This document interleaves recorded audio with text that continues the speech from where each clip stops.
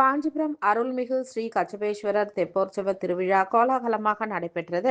தாயார் அம்மன் குளத்தில் 3 முறை வலம் வந்து கச்சபேஸ்வரர் பக்தர்களுக்கு அருள் பாலித்தார். கோவில் நகரம் என கூறப்படும் காஞ்சிபுரத்தில் பேருந்து நிலையம் அருகே அமைந்துள்ளது.